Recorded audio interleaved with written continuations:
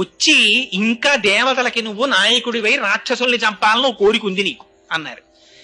కానీ ఇక్కడ చిత్రం ఏమిటో తెలుసా అండి, బ్రహ్మవాదికి సంతతము మరి బ్రహ్మమును దర్శించేవాడి నోటి వెంట ఒక మాట అన్నాడు అనుకోండి, అది సత్యం అయిపోతుంది.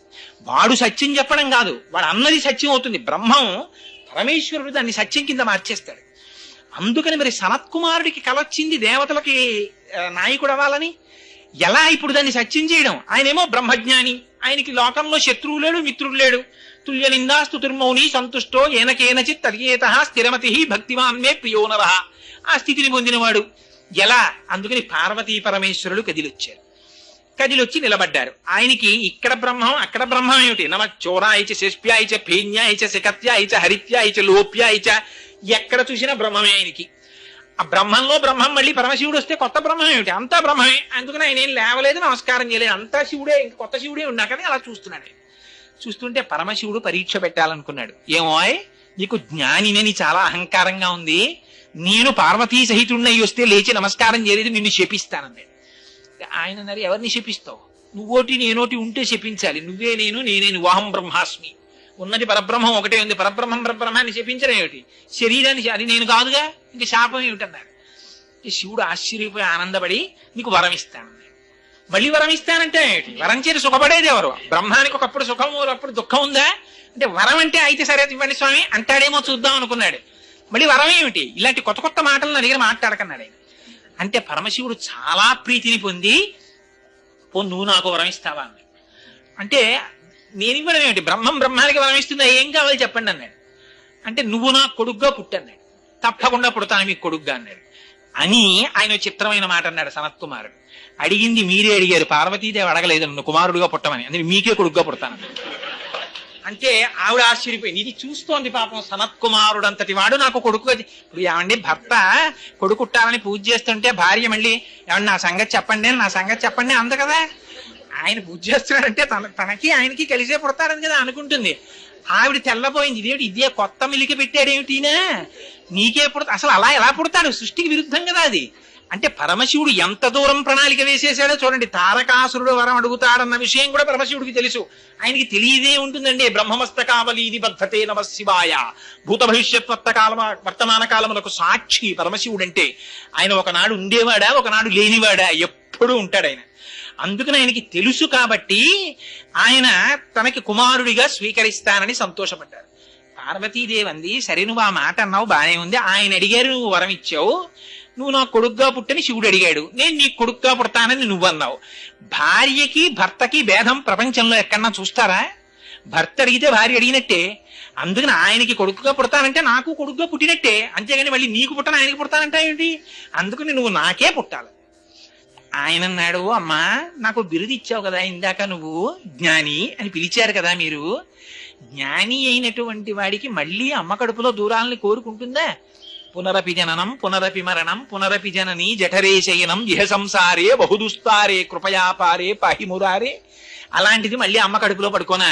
అది పార్వతీదేవి కడుపవని ఇంకో అమ్మ కడుపవని, అమ్మ కడుపే కదమ్మా. మళ్ళీ నేను కడుపులో పడుకుని అధోముఖంగా కిందకి రానా? అలా రాలేనమ్మా, అందుకుని నీ కడుపున జన్మించనన్నాను.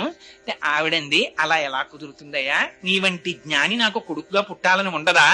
అందుకని మనం ఒక రాజీ చేసుకుందాం ఉంది ఆవిడ. ఏమిటమ్మా అన్నాడు. పూర్వం పరమశివుడు అంటే ఈ సుబ్రహ్మణ్యేశ్వర స్వామి వారి యొక్క వైభవంలోకి ఎన్ని పురాణాలు వచ్చేస్తాయో చూడండి. పరమశివుడు మళ్ళీ భాగవతం. పరమశివుడు ఒకానొకప్పుడు పరమశివుని యొక్క అనుగ్రహం కోసమని భస్మాసురుడు తపస్సు చేశాడు. తపస్సు చేస్తే భోళాశంకరుడు ప్రత్యక్షమై ఏం కావాలన్నాడు. నా చెయ్యి ఎక్కడెడితే అక్కడ భస్మం అవ్వాలన్నాడు. ఇచ్చాను, తీసుకో అన్నాడు. ఆగు పరీక్ష చేసుకోవాలి కదా, ఓసారి నీ తల మీద పెడతానన్నాడు. ఆయన పరుగు మొదలెట్టాడు. ఆయనకి తెలియక పరమశివుడికి నిజంగా తల మీద పెట్టేస్తే బూడిదైపోయేంత అవివేకి ఆయన. అంటే ధూర్తులైన వాళ్ళ ప్రవర్తన ఎలా ఉంటుందో ప్రపంచానికి చూపించాలి. అందుకని పరిగెడుతున్నాడు. పార్వతీదేవి మహాపతివ్రత, ఆవిడ సర్వజ్ఞ, ఆ బ్రహ్మకీట జనని. ఆవిడికి తెలియదు పరమశివుడు ఎందుకు పరిగెడుతున్నాడో.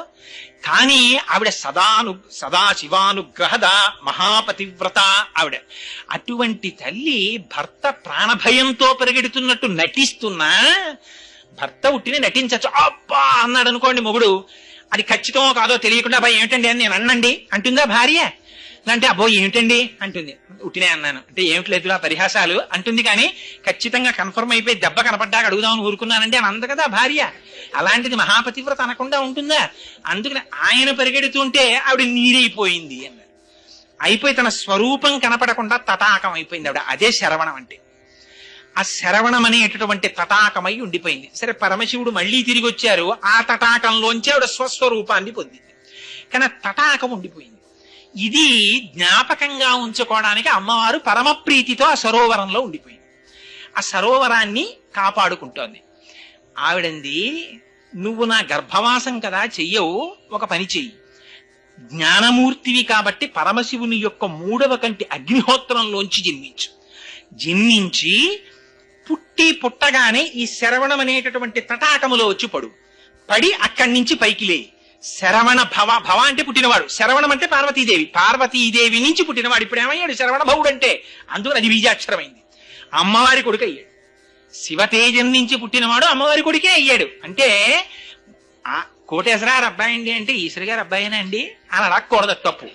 కోటేశ్వరారు అబ్బాయి అండి అంటే కోటేశ్వరరావు గారు ఈశ్వరి గారు అబ్బాయి, అంతేగాని ఎక్కడో ఏ సర్టిఫికెట్ వెరిఫికేషన్ కో వెళ్ళి Chiranjeevi CHS Charan son of Shri CHRVV Koteswararao అంటే ఎవరో నన్ను తెలిసిన వాళ్ళు ఉంటే పక్క వాళ్ళని పిలిచి కోటేశ్వరారు అబ్బాయి అంటే వారి భారీ పురాణాలకు వస్తుంటారు, ఆవిడ కొడుకేనా అండి అంటే అది అసహ్యకరమైన సంస్కారం, అలా అడగకూడదు కదా. అందుకని పరమశివుని యొక్క కుమారుడు అని వాడు అడిగిన అవివేకి అయి తారకాసురుడు, అది అజ్ఞానం. అడిగినా వచ్చినవాడు శరవణ భవుడు, అందుకే అవి బీజాక్షరాలయ్యి. పార్వతీపుత్రుడై వచ్చాడు, అందుకని చేతిలో ఏముంటుంది? శక్తి ఆయుధం ఉంటుంది ఆయన చేతిలో. శివుడికి పరమశివుడి యొక్క పేర్లు వింటే కొంచెం ఆశ్చర్యకరంగాను కొంచెం భయంకరంగాను ఉంటాయి. ఏమిటండి ఈ పేర్లన్నీ ఇలా ఉన్నాయి ఏమిటండి అనిపిస్తుంది. మీరు నిజంగా శివుడి అష్టోత్తరంగానే ఏమైనా చూశారనుకోండి, ఆయన పేర్లు ఏమిటో తెలుసా అండి? స్థాణుహు అనో మారేడు దళం వేస్తారు. స్థాణుహు అంటే కదలక మెదలక ఇలా ఉంటాడని. ఏదో స్థాణువులు అలా కూర్చుంటావు, ఏం మాట్లాడినా పలకవు అంటాం. స్థాణు అంటే అలా కూర్చున్నవాడనా? అది కాదు. పరమశివుడిని స్థాణువు అని ఎందుకు పిలుస్తారో తెలుసా అండి? ఆయనకి వ్యాపకత్వం చెప్పినప్పుడు శివకేశవ అభేదం చెప్తే స్థాణుహు అని పిలుస్తారు. స్థాణుహు అంటే ఇంక తాను వ్యాపించడానికి చోటు లేనివాడు, అంటే అంతటా నిండి నిబిడీకృతం అయిపోయి ఇంక తాను ప్రవేశించడానికి కొత్త చోటు లేక నిండి ఉండిపోయినటువంటి వాడు స్థాణుహు. అందుకని ఆయనకి స్థాణుహు అని పేరు. అలాగే ఆయనకు ఒక విచిత్రమైనటువంటి నామం ఉంది. ఏమిటో తెలుసా అండి? ఆయన నామం పూషదంతభిదవ్యగ్రో, సూర్యుడి పళ్ళు పీకేసిన వాడా నీకు నమస్కారం అని పేరు. అలా పిలుస్తారా ఎవరైనా? నిజంగా మరి దక్షయజ్ఞ ధ్వంసంలో సూర్యుడు వచ్చి అక్కడ కూర్చుంటే వీరభద్రుడికి కోపం వచ్చింది.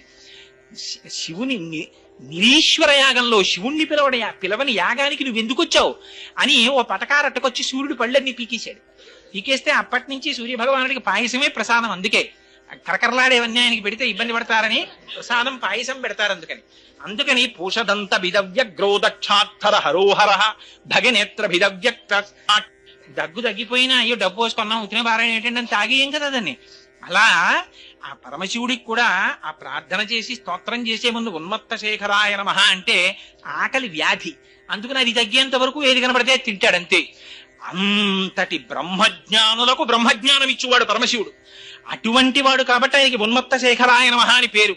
అటువంటి బ్రహ్మజ్ఞాని యొక్క కుమారుడిగా సనత్కుమారుడు జన్మించాడు కనుక శరవణ భవ అంటే ఆ శరవణం అనేటటువంటి తటాకములో పడి వ్యోమవత్వ్యాప్త దేహాయ ఆకాశతత్వమైనటువంటి పరమశివుడి నుంచి ఆయన 3వ నేత్రపు అగ్నిలోంచి శరవణమనేటటువంటి నీటిలోంచి కొండమే అనబడేటటువంటి పృథివిలోంచి అగ్నిహోత్రములకు సాయమైన వాయువులోంచి 5 పుట్టి 5 వశం చేసుకున్నవాడు కాబట్టి పంచభూతాతీత స్వరూపుడు.